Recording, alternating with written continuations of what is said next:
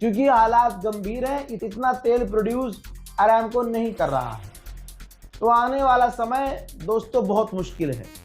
लेकिन अंधभक्तों को क्या, उनको कोई टेंशन नहीं है भाई की लाइन, गैस की लाइन में मत लगना। और भाई अब तो अणभक्तों तुम्हें पता चल गया सारा गैस और सारा तेल ही मुल्लों से ले रहे हो तुम। तो यार अब करो ईमानदारी से बाइकआउट पूरी तरह से मुल्लों का करो।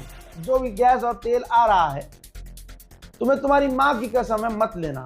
ये मुल्लों ने पूरा भारत देश खराब कर दिया यार। इन मुल्लों का पूरा बाइकआउट करो। और मुल्लों, और यहाँ से खतरनाक मुल्ले तो अरब के हैं, बड़े लेवल के मुल्ले हैं। इनका तेल बिल्कुल नहीं लेना, मत लेना भाई।